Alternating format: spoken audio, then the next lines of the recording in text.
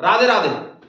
मित्रों, एक बार श्री कृष्ण जी से अर्जुन ने पूछा कि हे जनार्दन, अधिक मास पुरुषोत्तम मास के कृष्ण पक्ष की एकादशी का नाम क्या है, इसके व्रत करने की विधि क्या है और इसमें किस देवता का पूजन किया जाता है।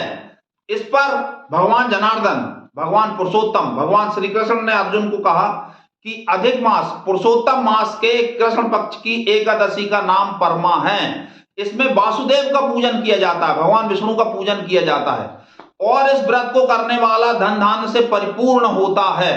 इसकी कहानी आप सुने, इसकी कथा आप सुने ध्यानपूर्वक। जो भगवान श्री कृष्ण ने अर्जुन को सुनाई थी वही मैं आपको सुना रहा हूं।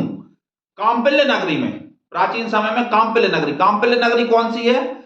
जहां की राजकुमारी द्रौपदी थी। कांपिल्य नगरी में सुमेधा नाम का एक ब्राह्मण रहता था। उसकी पत्नी अत्यंत पवित्र और पतिव्रता थी, किंतु किसी पूर्व जन्म के पाप के कारण दोनों पति पत्नी अत्यंत निर्धन थे, गरीब थे। उसकी पत्नी अतिथियों को अन्न देकर स्वयं भूखी रह जाया करती थी और पति की सेवा में संलग्न रहती थी। ऐसा जब कुछ समय हुआ तो सुमेधा नाम के ब्राह्मण ने अपनी पत्नी से कहा कि बिना धन के गृहस्थी नहीं चलती, इसलिए मैं परदेश जाकर कुछ उद्योग, कुछ व्यापार व्यवसाय करता हूं, कुछ मेहनत मजदूरी करता हूं, जिससे हम धनी हो सकें।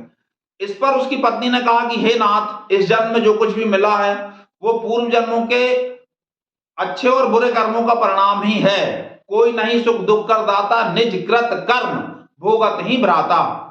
ऐसा रामचरितमानस में भगवान श्री रामचंद्र जी अपने भाई भरत से कहते हैं। अर्थात हमें इस जन्म में जो भी पाप पुण्य, जो भी सुख दुख मिल रहा है, सुख हमारे पुण्य कर्मों का परिणाम है जो पहले हमने किए हैं, और दुख हमारे पाप कर्मों का परिणाम है जो हमसे पूर्व जन्म में हुए हैं। जब ऐसा पत्नी ने कहा तो पति जाने से रह गया, नहीं गया।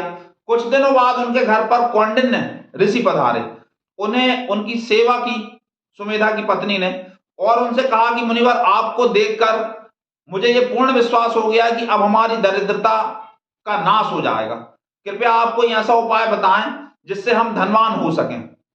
इस पर कौंडिन्य ऋषि ने कहा कि तुम्हें अवश्य धन प्राप्त होगा।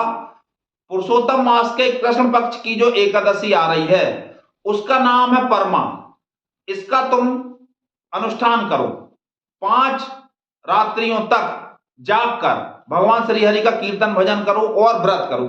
जो इतना ना भी कर सके उसे 24 घंटे का व्रत भी बहुत है, 1 रात्रि का जागरण भी बहुत है।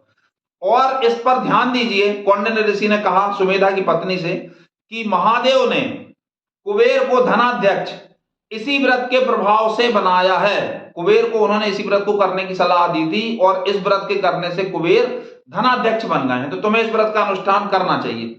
ऐसा सुनकर सुमेधा और उसकी पत्नी दोनों ने परमा एकादशी का व्रत किया, 5 दिन और रात का उपवास किया, 5 रात्रि का जागरण, कीर्तन, भजन किया। इसके प्रभाव से ब्रह्मा जी की प्रेरणा से 5 रात्रियों की समाप्ति के पश्चात उन्हें एक बालक राजकुमार आता हुआ दिखाई दिया, जिसने उन्हें रहने के लिए एक घर दिया और अपने जीविकोपार्जन हेतु एक गांव दिया। घर सभी वस्तुओं से परिपूर्ण था। इस व्रत के करने से सुमेधा और उसकी पत्नी इस लोक में अनंत सुख भोग कर अंत में वैकुंठ को गए। इतना ना भी आप कर सकें तो भी आपको परमा एकादशी का व्रत अवश्य करना चाहिए। परमा एकादशी का व्रत करने वाला निर्धन नहीं हो सकता। हमारे चैनल को सब्सक्राइब करना बिल्कुल भी ना भूलें और सुंदरकांड एपिसोड 46 अवश्य देखें। राधे राधे।